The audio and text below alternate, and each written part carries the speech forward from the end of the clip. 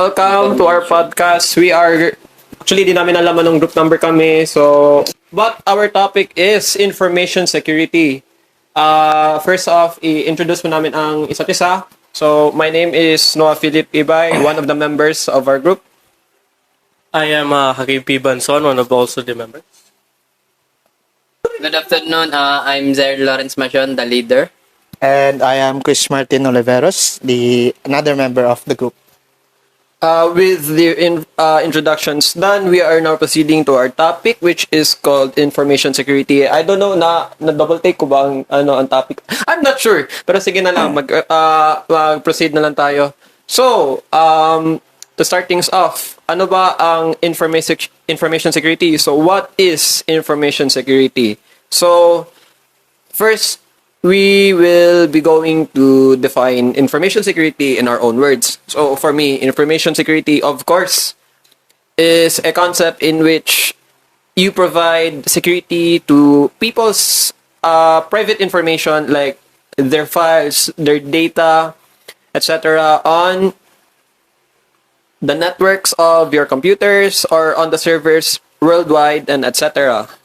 For me, information security, basically, ito lang yung parang gina-secure mo lang siguro yung information mo. Parang i-protect mo lang siya against from hackers or parang i-prevent mo lang siya from unauthorized user access.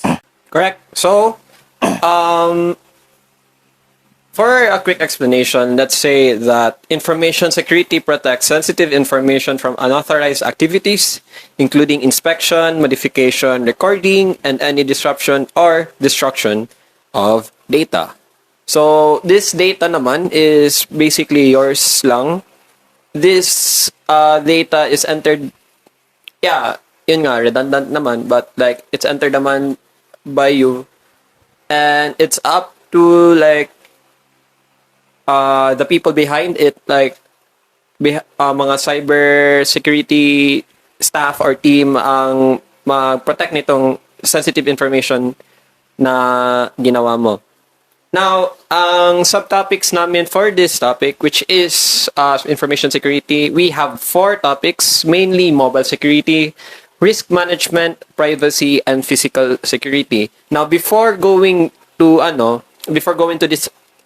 these topics, gusto lang namin siguro i-discuss kung ano ba yung benefits ng information security. So, for me, ang benefits ng information security, of course, like in our world, in our digitized, modernized age naman, like in our current era, information kasi is sensitive. Like, why sensitive? Kasi there are like many data breaches naman na nagaganap, diba, sa world. So, maka-agree kayo dun? Yes. Yeah. So, data breaches, like, they can be pulled off by anyone actually naman. Like, even though like wala kang skill sa programming or wala kang knowledge sa computers naman, yeah. Problema lang kasi dito, if there's one person na nag-snoop in sa devices mo without you knowing, that's a big no-no. And that is one of the biggest risks na, of course, mangyari. So, diba, pag kayo ang ma-affect nito, diba, usually parang bigla naman negative, diba, na thoughts or feelings kasi of course, sino ba naman gusto mawala ng account nila or ng information? Ginayos yung information for other stuff na lang. Makainis rin kasi like parang for scamming for some reason na wala kang ginagawa tapos bigla kang nagkaroon ng kasalanan ng ganun. Yun na nga, which makes sense naman kasi, diba? Kasi hindi naman din natin alam talaga kung itong mga like let's say mga websites na ginapuntahan natin, secure ba sila or hindi. So in a way, kapag mag-enter tayo ng credentials, kasi like if mag-ask sila for credentials, like ito yung username ko, ito yung password mo, mag-make ka ng account or whatever man, kahit anong method ang gusto nila. Okay, ano bang thoughts nyo about sa like ano ba ang benefits ng information security? Ano bang madagdag nyo? Safetyness lang ang Diba? Oo. safetyness lang. Safetyness lang tayo. Own information. Mas good mas goods na lang rin siguro like na na better use internet wisely para sa mga information mo na rin kay mga iba is like naghahingi ng bank accounts, mga ganyan. Hindi natin alam na nasa Indiano pala siya, tapos scammings na pala siya. Tapos baka i-transfer niya lahat ng savings mo sa niya, sa account niya. Kaya mahirap rin talaga. Yun talaga. Which is why connected ito sa next subtopic natin, which is yes, mobile security. So, mobile security. In your own words daw, what is mobile security? So, Kahit saan madala mo. for me, ang mobile security po is like, secure your devices na rin po, like yung mga cellphones and yung laptops, ano ba tawag dito? Computers, it's better to use na rin po like yung if someone is entering your devices na mag-notif sa'yo, meron na rin po mga ganyan na settings. Ma-notify nila yung email account mo para ma-notify kung sino yung nag-access sa computers mo or sa mga devices mo. Are you saying na mas better ba mag-enable na lang ng 2FA or which is called two-factor authentication? Oh, mas maganda na lang siguro yun kasi siyempre, mga iba hindi na rin kasi alam paano mag-secure ng na hindi rin nila alam na paano na-access na pala yung kanilang cellphones. Katulad with my experience na rin, may ganun rin po kasi talaga. Sa viruses, God, mga ganyan. Pero need mo lang lagi rin dala yung cellphone. Anything else? Pero ako, meron din kasi ako na experience sa mobile security kasi meron yung time na almost na na-hack yung Valorant account ko. So, yun, parang i-enable ko na lang yung 2FA ko para mas secure na lang yung account ko. Meron naman talaga ako sa Facebook, may experience talaga ako diyan kay diyan talaga tambay ako com shop dati. Ang ginawa nila is like gipalitan nila yung password tapos yan na, gipalitan nila yung profile. Ang profile is sensitive talaga na picture yung gipalit tapos nag-post sila ng bakla ako ganyan. Basically, mga trippings lang, di ba? Mga tropa yung nangyayari dyan. Oo, talaga. I don't know lang din kung ano talaga ginagawa nila, pero it's more better talaga kapag mag-watch out ka na lang talaga sa mga ganun. I actually have a case sa mobile security sa Steam account ko. Kasi ang nangyari sa Steam account ko, na-hack siya. Ang value ng Steam account din is like, siguro, like nag-abot na 30,000 pesos. Siguro ang value ng Steam account ko. Yeah. Grabe ko. 30K kasi madami na akong games of course na buy doon. Including na mga sales and ganyan. Pero imagine like 30,000 nang 30,000 tapos makakala lang dito. yeah, 30,000 tapos wala lang, 'di ba? Ay wait, no. 17,000 na account value today. But in today's prices daw sa sa Philippines, it's worth 65,000 pesos. If isell ko itong account ko, no. 65,000 daw. Nakakaw na. Kasakit sa bulsa. Nakakaw na. Ito. To verify lang po. Legit. Kasi, I don't know why. Feeling ko kasi like parang I fell into a scam. Kasi like, na-addict ako sa CSGO, di ba dati? Like, uso ko man na CSGO dati. And then like, parang, sige kasi ako collect ng skins. Skins kasi is like parang sometimes valuable kasi like pwede mo siya masell sa Steam market. Yes. Minsan naman pwede mo siya masell for real money. So ako kasi like parang avid collector man ako ng skins like dati. So parang na-bad trip ako kasi sabi ko, hala ka, parang bigla na brute force yung 2FA, na brute force yung email, yung mobile number din, like natanggal sila tatlo. So like nag-reach out ako sa Steam. Buti naman din nabalik. Okay. Parang I'm not sure kung nag-take siya like weeks. Probably days lang after. Pero wala rin wala rin nanakaw ng mga items. Wala naman, ang palit lang nila is yung username lang. Then, napansin ko, like, every friend doon na unfriend niya. So, ang ginawa ko, lahat ng friends niya doon sa Steam na yon, i-unfriend ko, sige balik ko, ano.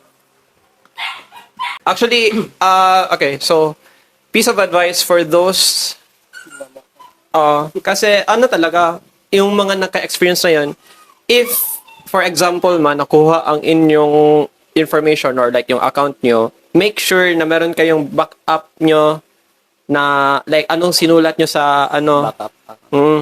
Kunwari, username na gi-input nyo, password na gi-input nyo nung first you gimmick account, the email, yung time and the date.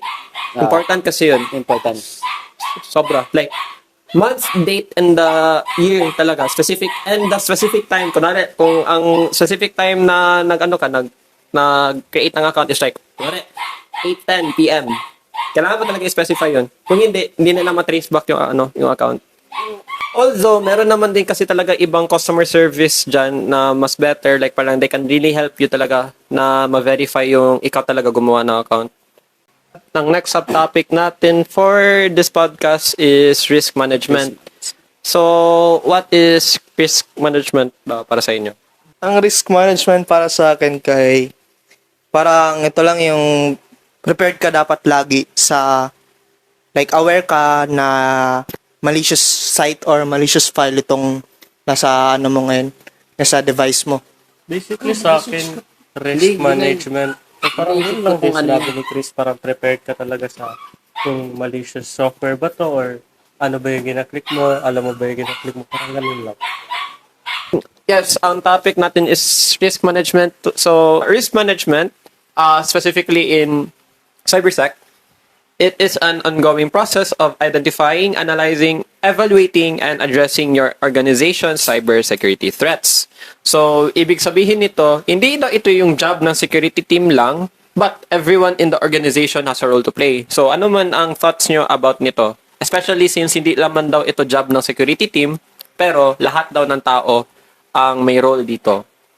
Hindi naman talaga ma-secure ng mga developers or yung mga manage ng account mo or yung yung games mo, mga ganyan, game account. It's our job na rin to protect na kasi may how many users na rin siguro mga games nila or mga emails na ganyan, how many madami na rin talaga nagagamit ng ganon. So it's your job na rin to protect your own account para iwas na rin talaga sa iwas na rin sa mga hackers na rin talaga. Kasi may mga tao talaga na greedy and something na waste na kahit anong waste ng pagkikitaan, gagawin nila lahat for them na para makakita lang ng ng pera or something na wala sila. But, kasi, hindi naman kasi ito ang risk management kasi hindi lang ito for one person only. This means for every person involved sa isang team or isang group. So, example naman, ikaw, nagtatrabaho ka sa isang agency or isang organization or whatever naman, company, whatever. Ang meaning kasi nito, like, diba, according naman sa meaning ng risk management is, diba, process siya, identifying, analyzing, evaluating, and addressing. Pero hindi lang ito sa isang person, diba? For every person na ito Sa group mo. Yes. Okay. Like, parang, kunwari, like, nag-work ka sa company, ganyan. Yung team kayo para to protect your company. Ganun. Kasi, Okay. you know naman na ang other companies kasi like have their own confidential secrets or confidential documents. Like, for example, example lang naman ito, but like, yung total, like yung ng lote nila, like yung current na amount, or like yung deed sa kanila lote. Kung makita naman yun, or kung ma-retrieve naman, di ba, parang pwede naman sila mapaalis doon sa kumpanya nila. Yeah. So, yun ang example nun. So, like, paano ba natin ito ma-prevent? That's why nag-exist ang risk management. Parang mahirap siya protektahan kasi yung mga ibang mga iba nga rin mong kasama, syempre. Hindi. mahirap. Hindi naman siya masabi na mahirap protektahin kasi, alam mo, ano meron? Contracts. Ayun. Yeah, tama, contracts. tama. So, sa contracts kasi, of course, there is like parang mga NDA or what we call as non-disclosure agreement. Oo. So, ang non-disclosure agreement kasi, like, meron yan sila specific na utos sa'yo ng company na never to reveal anything about this information, blah, blah, blah, blah, blah, blah. Parang ganyan lang siya. So, yun yung one of the ways na pwede gamitin for risk management. Probably our last subtopic for today's podcast, physical security. Now, Passwords. okay. Wait, actually may naisip ako. No, may naisip ako. Ano ba? I-guess nyo man kung ano naisip ko. Kasi physical, di ba? By the word itself, physical. Ano maisip nyo? Bali, Information man. sinulat sa papel? Other than that. Physical, Don't say it to Ang others. Yeah. Clue, etong clue. Yourself. Han? Saan, anong pwede ko gamitin dito for information? Pagsulat. Pagsulat. Wala. Sirit. Sirit na? Fingerprints. Ayun. Fingerprints, tama. Fingerprints. That's Ay, why, fingerprints. that's why pala, parang, ano lang good siya sa ano ko. Kasi physical information security. How would someone get your fingerprints? Exactly. And then, pwede siya ma-manipulate. By using dust or powder, anything ash. Oo. Kasi like, pwede man siya ma-imprint sa tapes. Now, physical security kasi, of course, debatable naman din talaga siya. But, I mean, yeah. Pwede rin siya ma-detect yung ano. Other than fingerprints. Other than, Other than fingerprints kay eye scanner. yeah. Yan, pwede Yun rin. din. Or yung face ID. Face ID, yes, pwede din. So, maano rin talaga. Or actually, yeah, meron pa. Voice. Voice recognition, yes, true. Yan, And meron actually, din. meron pa. Pero kaya lang, ginagamit natin sa school. ID? ID? RFID? RFID. Yeah, in a way, Oh, in a way talaga. In a way, kasi pwede talaga siya ma-consider as physical security. Kasi, ginagamit natin ng ID. Naka-imprint na yung parang QR code thingy or RFID doon sa ID natin. Which is ginagamit natin for scanning sa gates. So, eto na lang ang procedure natin. Ano ang benefits kaya ng physical security? Easy access. Like, super bilis lang siya. Isang scan mo lang, okay ka na. Pasok ka na dun sa, sa account mo. Pag nakalimutan mo password mo, gamitin mo lang fingerprints mo or face ID. Pwede. Okay, so yun na, napag-usapan na natin ang benefits, ang positive benefits.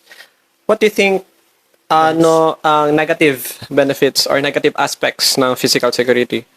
So, If ever, is it, like, katulad nga sa topic natin kanina, madali lang manakaw kapag fingerprints.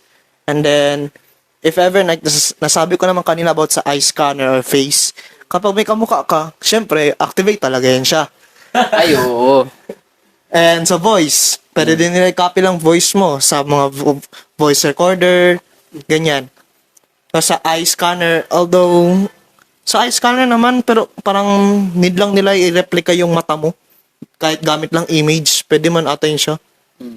Easy access kasi like, 'di ba, as we've discussed naman kanina, we have our own kasi like some of our body parts naman kasi pwede magamit for for physical security, right?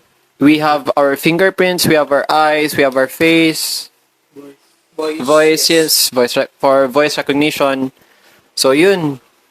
One of the negatives na maisip ko kasi is that it can be accessible naman if and only if alam nung perpetrator na yung specific tools or like meron siyang specific tools to access those sa physical security. That's why may risk.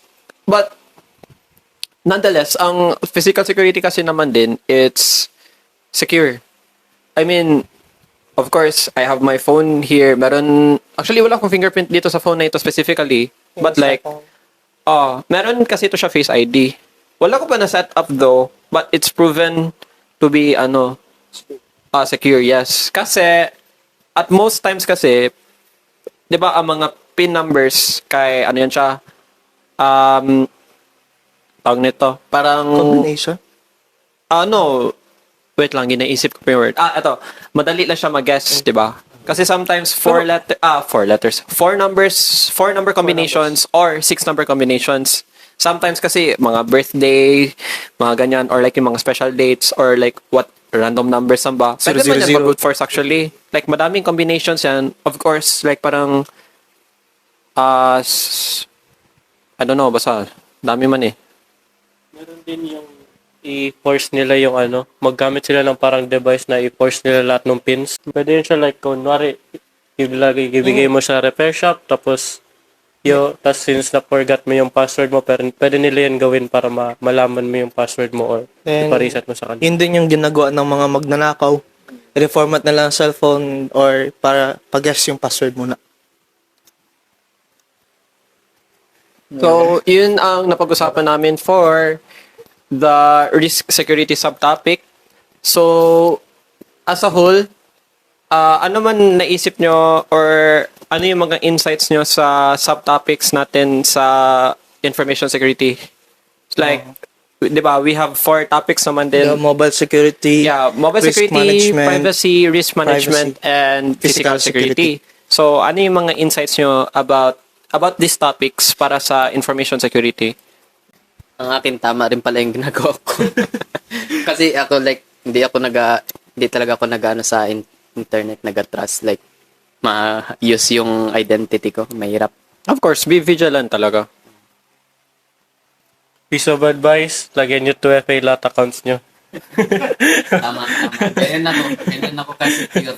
Probably, lagyan nyo rin ng, not really lagyan, pero try nyo siguro mag-make ng different passwords across all accounts niyo para extra secure. Kasi if one password lang, and sa isang account lang, or like different accounts but same password, expected na yan siguro na madali lang ma-breach ang data nyo and possible na ma-hack kayo. So, best to do na lang yun kasi, of course, pangit naman din talaga makuha ang data nyo. Anyway, yun lang naman.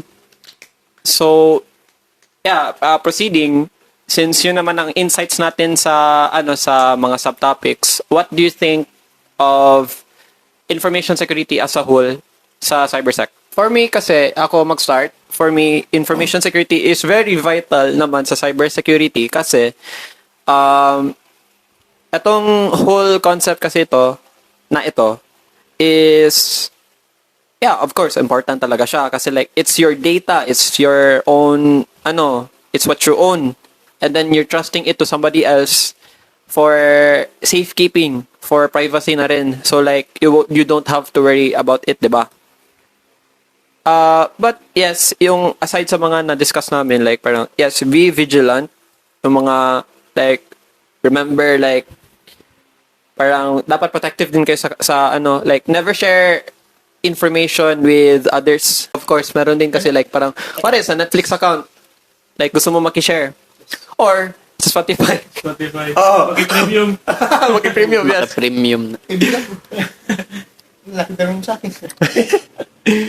Or in this case, like parang Disney Plus, mga ganyan. Actually, yung mga popular streaming sites naman kasi yan, of course, meron na din talaga sila like parang password sharing, but like I think nag-enforce na din sila ng strict password sharing. So, yun. Anyway, that's all from me. This is it for our group topic about information security. Once again, I am Noah Philip A. Ibay. I am Hakib P. Bansuan. I'm Jair Lawrence Macion, the leader. And I am Chris Martin Veleveros, the other member, the last member nila. We are now ending our podcast about information security. Thank you for listening. And hopefully, I don't know kung may next pa na activity na ganito, pero yes, bye-bye po.